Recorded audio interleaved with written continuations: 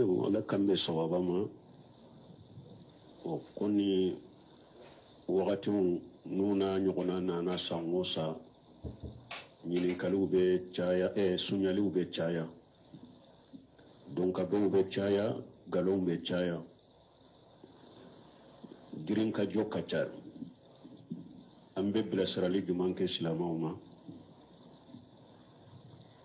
bilasirali fɔlɔ min bɛ di silamɛw ma silama kelen kelen n'i ko e ye silama de ye i ka silamɛya ɲɛɲini k'a dɔn silamɛya yɛrɛ ɲɛɲini k'a dɔn fɔlɔ silamɛya min b'a kɔnɔ silamɛya juman don silamɛya ye juman ye la hawla wala quwwata illa billahi al-aliyyil azim silama caman filɛ i sigi da la ko silamɛya ye juman ye hari caman bɛ mɔgɔw la salli u tɛ se ka ɲɛf'u ye koyi parce que a ma kalan salasatu usul Muhammad ibn Wahhab ata a bɛ silamɛya pɛrɛpɛrɛ latigɛ silamɛ ye mun ye al-islam huwa istislamu lillahi bitawhid wal inqiyad lahu bita'ati wal bara'atu min ash-shirki wa ahlihi silamɛya filɛ dɛ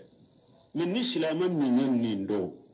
an bɛ girin ka jɔ minnu ni mɔgɔw b'o la u b'o kɛ yan ko silamɛya ye de huwa istislamu lillahi bitawhid k'i yɛrɛ kɔrɔ ala ye ni tawhidi kɛlen ka ala kelen pewu bato foyi kana fara kan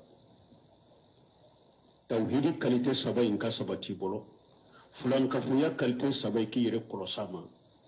k'i yɛrɛ kɔrɔ ala ye ni tawhidi ye kɛlɛ filanan wali inqiyadi lahu bita'ati ani k'i yɛrɛ kɔrɔ ala ye ni bato ye fɛn o fɛn ye bato de ye ni ko bato de ala ko bato tiden y'a yɛrɛ la ko i bato i k'i yɛrɛ kɔrɔ ala ye k'o kɛ o kana girin ma o kana gɛlɛya i ma nin tɛ filanan ye wa sabanan wal bara'atu min ash-shirki wa ahlihi ani ka bariya ka bɔ fulankafoya cogo bɛɛ ma ani fulankafoya dunkew bariya ka bɔ mushriki ma i ka bariya ka bɔ mushrikiw ma i ni mushriki kana kɛ fan kelen wa n'a y'a sɔrɔ maliyɛnw ni silamɛya dɔn nin cogo la yahudiyaw ni nasaraw ka feetu yahuda ye mun ye kafiri mushriki nasara ye mun ye kafiri mushriki ni silamɛw tun ye silamɛya dɔn nin dɔn cogo la u k'u ka feetu natɔ filɛ nin kalo ninnu na silamɛw bɛ suɲali kɛ wa k'u bɛ nin feeti kɛ wa u bɛ nkalon tigɛ nin feeti kama wa u bɛ girikajɔ kɛ nin feeti kama wa u m'u ka silamɛya in de dɔn ni bɛ fɔlɔ min fɔ ko mali ye dɔɔni jamana ye dɔɔni jamana don dɔɔni tɛ yan fɔlɔ koyi dɔɔni min tun bɛ yan dɔɔni hakikatɔ ye koyi fo mali ka dɔɔni ɲini ka taa kura ye dɔɔni ka ɲini koyi silamɛya in de ka dɔn a ɲɛ ma minɛ silamɛya in de ma dɔn jamana kɔnɔ ni e ka min fɔ mɔgɔw jɔ kɛ donc e ka taa jɔ sira da la ni mɔgɔ min tɛmɛna ko karisa silamɛya ye juman ye a bɛ se ka fɔ nin fɔ cogo la silamɛya ye juman ye karisa a bɛ se ka fɔ nin fɔ cogo la ko silamɛya k'i yɛrɛ kɔrɔ ala ye ni tawhidi ye i yɛrɛ di ala ma ni tawhidi ye k'i yɛrɛ kɔrɔ ala ma ni bato ye i ka bariya mushrikiya ma i ka bari mushrikiw ma ni a ye nin f'u ye a ɲini ka kɛ mun na e bɛ nin fɛti kɛ e yɛrɛ ko silamɛya de i ka bari mushrikiya ma i ka bari mushrikiw ma nin fɛti in fana tɛ silama fɛti ye a tɛ silamɛya kɔnɔ mushrikiw de don mushrikiw de ka fɛti don mun bɛ far'u kan n'a y'a sɔrɔ a bɛ silamɛya ɲɛdɔn a bɛ far'u kan u t'a ɲɛdɔn don silamɛya de ma ɲɛdɔn jamana in kɔnɔ fo silamɛya de ka kala ka ɲɛdɔn silamɛw ka silamɛya de kala ka ɲɛdɔn an bɛ bilasirali fɔlɔ min fɔ o y'o de a ka ɲɛdɔn dɛ silamɛya ma ɲɛdɔn yan koyi a nana kun de kan filanan ala ɲɛ siranya ka biya sabati mɔgɔ kelen kelen dusukun kɔnɔ n'i y'i ka silamɛya dɔn ala ɲɛ siranya de bɛ balili kɛ ala y'i ɲamara ni min ye i b'a kɛ ala y'i bali min na i b'a to ye parce que yahuda min filɛ nin ye bɛɛ k'a dɔn fana n y'o de fɔ silama kelen kelen k'a dɔn yahuda ni nasara tɛ silama ye u bɛɛ kafiru ala ko ya ayyuhal ladhina amanu la tattakhidhu yahuda wan nasara awliya ba'duhum awliya'u ba'd wa man yatawallahu minkum fa innahu minhum inna allaha la yahdi al-qawma adh-dhalimin ni aya de Qur'ana kono suratul maida kono ala ko mu'minu akana yahuda ni nasara mina abisi nyogoye akano kanu ayu busukun kono akana faruka uka baraketa wala bara munu kire nu ye uka galondina ye akana faruka wala de la tasakunu yahuda wan nasara awliya ba'dhum awliya ba'd yawreni nasara kanu mina ka ke nyogoye de ulu yere de nyogon ka ke nyogoye ulu yere de nyogon bisi nyogoye aw ala ko man yatawallahu minkum fa huwa minhum akon mogo ni ede ibn yahuda ni nasara ke ka ke ko nyogoye ko kanu dusukun kono ino hu ka feto no ka fe nke nyogon fa ko yo yede eye ulu de kaba eye ulu de yahuda de nasara de ala sagira kayira ko imakanda inna allah la yahdi al-qawma zalimin akon ni ala te tonyali kala kanda tonyali kala de e pi kanda lente ha ni silama ya ka dina nyedo silama fule aka farda araka abe do ka kala qur'ana kono ni silama tunya ka dina kala ka do fana ko do fana korodo ite silama si soro na be 30 ke ite silama si soro na be bende stamburu ke ite silama si soro na be nubedi ke wa yudumai ihdina siratal mustaqim صراط الذين أنعمت عليهم يكون تجي على إن كان ده إكين بلا صراط للنكا ينما كمغو منوكا ولوكا صراط ولو يجوني وبرفر لا تقرأ سورة النساء كنو ومن يطع الله ورسوله فأولئك ما الذين أنعم الله عليهم من النبيين والصديقين والشهداء والصالحين وحسن أولئك رفيقا nabi nyumaw ciyatigu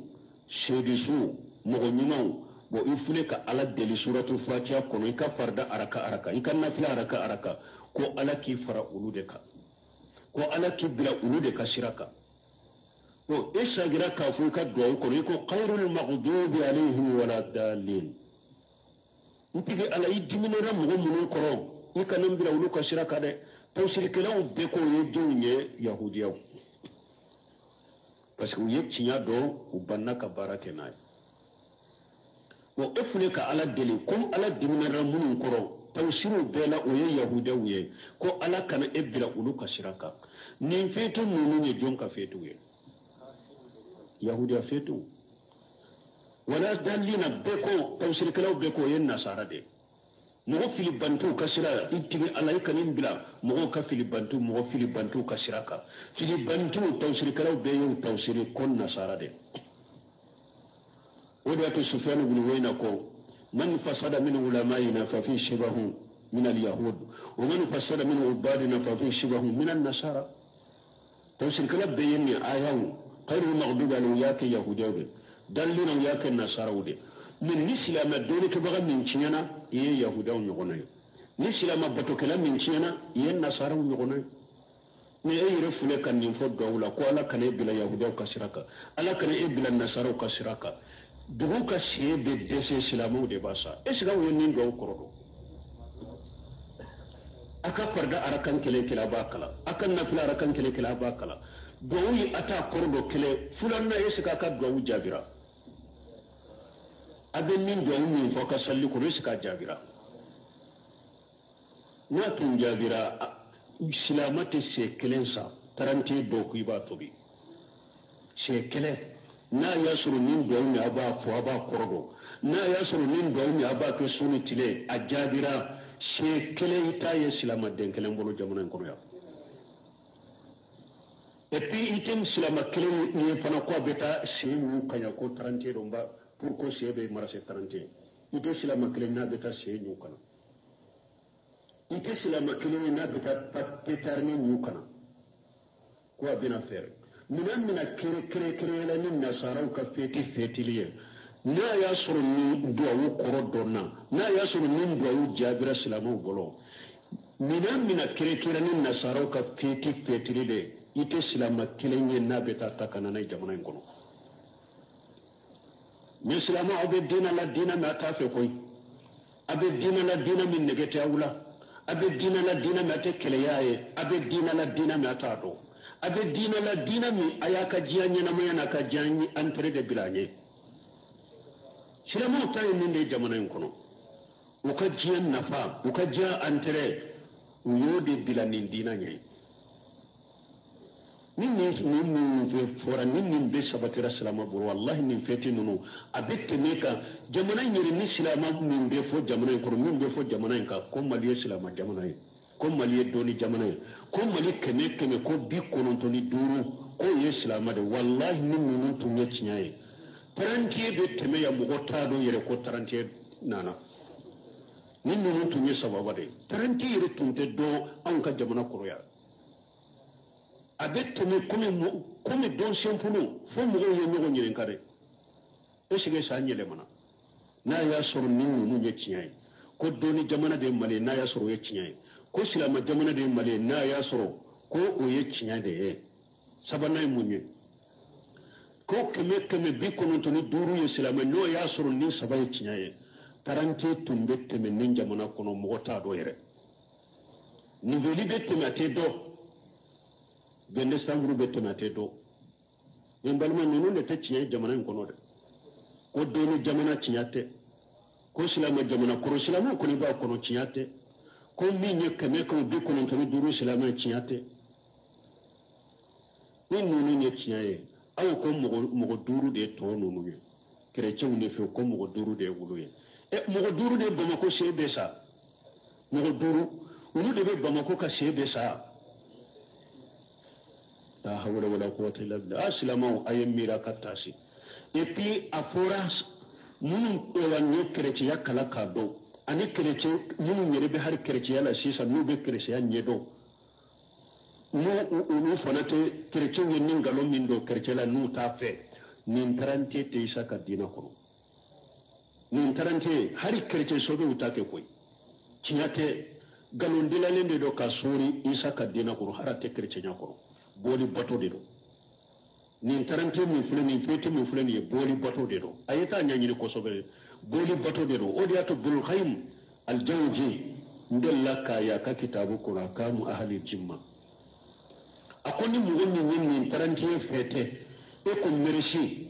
iyafo akwa be ko min mugo min sujudu be boli ni yafo bul khaym aka kitabu qura jadi ma de fi hadi khairul ibad parce que boli bato de do akoni mugo ni nasaro ka fete min fune tarante ayake e yafo ko merci akwa be ko min mugo min sujudu be boli ni yafo abe ko min mugo min dolomi yafo haramulende do donc haramu yara silamo bulambe bila sirali min ko po doni ke ba be bennen baka nan ko doni ke bawo anta te do wato ala buwa bi jahannama an kan to made uno te doni ke bawo yo wala li kala mun be jahannama dinga dalaya ko an ne ciden ta kai an be satta kai ai panka purti o te doni ke bawo ko do wato ala buwa bi jahannama ni wali kala da be jahannama dinga dadela ni mugo be mun fo ni ya jabe be fili jahannama ko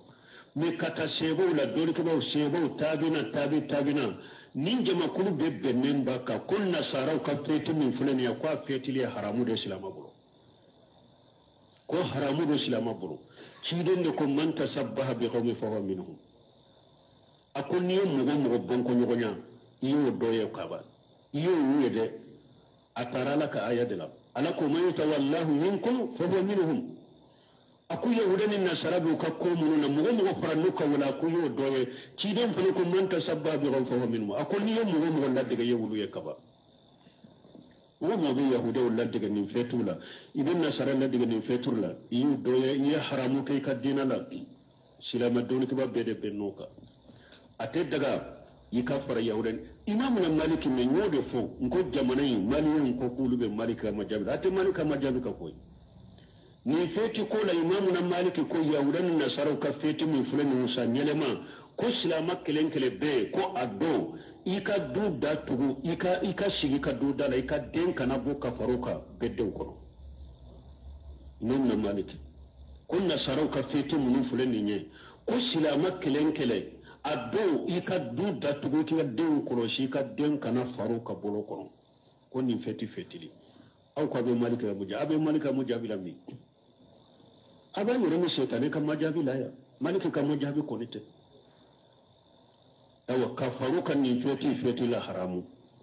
kafaru kan ni dumuni tobiye haramu do kafaru kan ni petali gosire haramu do kafaru kan minan min kere no ka feti inde ko o feruma haramu de do ko yogon fo ka temeni yogon ce haramu de do awa kado dika temeni yogon ce ni fetu la be haramu kado dika na temeni yaudai nasara ce ni fetu la de na ya dima ko ne ka silamiya maswama damina do ba fo ko an ka sallu ni an yi kado do mu gwamina an ka sallu an no be nyon fo an ta ye tinyare wu ta ingalonde ni ulu ye efo yi ka sallila ibu lamina ni ulu ye fendi ma kado dima ka sallila ube e kado dima e ka sallila e ta ye tinyade mi ulu ta ingalonde kanu ka dumune do da kono de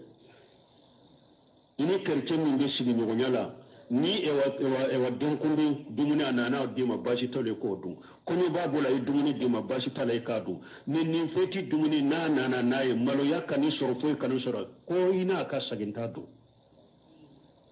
asagide kana du ina du ya haramu dum ha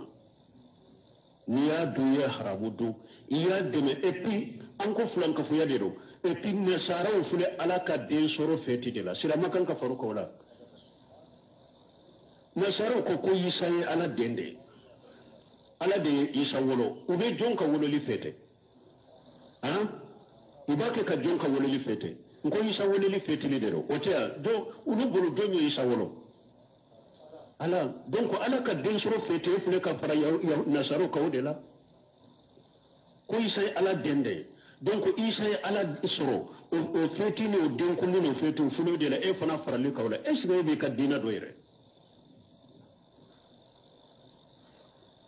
ko nunun te dewa dina ko ni fin yakana ko geleya nunun ne ni son jade de sanyele mana ni e islamu ibe yere do biye sanyele ma an fula kanu duru de la nin kalola e sanyele mari an fula kanu duru de la ka kalola al khulafa rashidina ciren ka sebe sigira akama ka sanyele ma min dilaye o temene an fula kanu duru de la ibora kalama yere eko ebe islamiya do eko islamade eka sanyele muna kanu duru yere ita do yere min nasara utana na yahuda utana na jamana bebe bo ode kalama kata dugu bawla kata burusula anne bado femmi be malika islamo ka ne ta do ko sugu min ye mali islamo sorode me fo tede mbalimo fo do ka bonni nasara kala de la nasara unana nu kan nasara kala min yede ko ka haklino de anu kan ladaw ni fen kudo jakwa do hada madon dusukun kono ka e ka dina adabu ni ka dina jogo be ko ka bo dusukun kono karabu jugu ya turu dusukun kono puru lu be feri ma chogomi nana ko de kan ka jamana wula uma fu jugu ya do dusukun kono ni arabu te parce que bado ni anu ube arabu ferenkate ube arabu lame ube arabu ka kitabu laje ube arabu donna nyogona donc ube dina famu uma afoy duguya do anka jamana nunu go chaman dusukun kono ni arabu ka juguyate ko lu kanu do dusukun kono pour akato ulu nefe uka kuma foto an nyan kuma na nasara kuma illa marahima rabbi nanye fini do nasara fini hara do mu madese nasara tamara chugo mi abode latege atama chugo nimbe keran nasare tanku nanu kala ko chokorba do ya fonyo ako tuma misani nasara kana jamana imina uyu ka chide undo de bilaya ko kana folo kana jamana ilaje mugo sugu munundo do la hala sugu munundo ubese ka se jamana ma chogomi munun nana kallajeli ka utala ko nunu be lada mununno kala da ka gele ubolode ko ande nunu suro ko yelema ko kan sagoye fo an katane an kande an katane an ka kande ukakala mu ya an ka kayin kala anka ko do na ukuna kanka haklina ukala kanka haklina do ode be sheku yere made sino nunu be lada mununa ni wella hala munu kala hada ka gelu mare e wonana uka kanyin ninde ka fambe jakwa ke ekolier ka jak dum bo sawla ku jakwa do ekoli la ku nege o yasoro wakati makurni te ye burusula o yasoro wakati farmugo te ye ubetu nege no oye ka kantinu dula ka dumunu dila don be dumuni ke ye pour ka be tromper ka be doni nasara la awa o kalande fulo ka to anno to malidewna malide mo chama ninna sara kala de no be a chama na wo puru ka bonni na de fonka sage kata dina indema bara be doni ke bawo de bolo doni ke bawo kutubaw ka minbaru ka darasula doni ke bawo de kanka jamana dawla kala dina al haqiqa qur'ana ka tawsir to nyuma na mo ye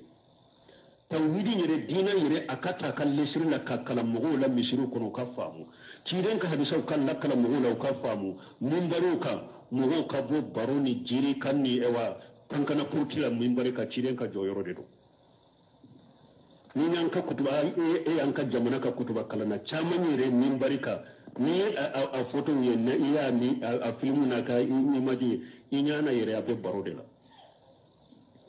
minbari ko kanawre do be taka porte ka do minbari ka bono be fili kata yanke shewum be fili kata yanke kunkolo be fili kata itaba be fengo fenfo itaba be fengo fenfo nasaraw ya ande mina kan nasara kalandu uludu la sar kanu tisiga dina fo famala aw fana mun fana be minbari ka dina te fo jamana dembu ka dina famu cogode hari e wan ninne we tarante mun fulani ne akutuba kala na betu yere bila minbari ka kutuba kala kun kana petare mun de gosi ikana e watto yeli de ke me ka dumunu ko ni tobi ika so kono nunu na nyona bashi tula wallahi be silama kutuba kala no do yo beta fu minbari ka jamana be bo filila cogode mun yere kutuba bu bolo filibantu chaman de bala kutuba kala na chaman yere filibanta de bala ayere makala te dina do filibanti abe jamana do sago ye minye drabo de nyini ko famma ko tala tala makote tiden tala jamana be famu so cogode donc ambe bila sarali min ke jamana nye an kan ka dina kala kanye do donc yahudani nasara nunu nye kafiru de ko fetu munu fulani nye kafiru fetu de do musirki fetu de do ala ka denya fetu de do te hari nasara dina yere kono silamo ku yere ko sama katema au ka komi den sempuno hari kana dumuni tobi ka sokono ire della ki kan la da dumuni min tobi ka sokona do abana ni kana yele masido ika dumuni ni kan mi feuna ni do ina ika donte akelen kele niya kini fuite bola ni junubute ala kan kisi kantanga so abana سبحانك اللهم ربنا وبحمدك اشهد ان لا اله الا انت استغفرك واتوب اليك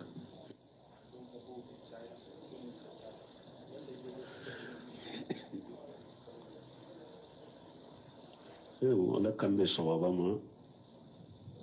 o koni wakati nuna nyogona na sangosa nyinin kalube chaya sunyali ube chaya donc abon ube chaya galon ube chaya dirin ka jo kacar ambe bilasirali juman ke silamaw ma o bilasirali folo min be di silamaw ma silama kelen kele ni ko silama de ika silamiya ɲaɲini k'a dɔn silamiya yɛrɛ ɲaɲini k'a dɔn fɔlɔ silamiya min b'a kɔnɔ silamiya juman don silamiya ye juman ye la hawla wala quwwata illa la hawla wala quwwata illa billahi al-aliyyil azim silama caman fɔlɔ sigi da la ko silamiya ye juman ye hari caman bɛ mɔgɔw la salli u tɛ se ka ɲɛf'u ye koyi parce que a ma kalaw salasatu usul muhammad ibn wahhab ata abe silamiya perpere latige silamiya munye al-islam huwa istislamu lillahi bitawhid wal inqiyad lahu bita'ati wal bara'atu min ash-shirki wa ahlihi silamiya fulede min ni silaman min nindo ambe girinka jomunu mu mo bula bukeya ko silamiya yede huwa istislamu lillahi bitawhid ki yere koro ala ye ni tawhidi kele ka ala kelempe batu foy kana farata tawhidi kalite sabai ka sabati bolo fulan ka fuya kalite sabai ki yere koro sama ki yere koro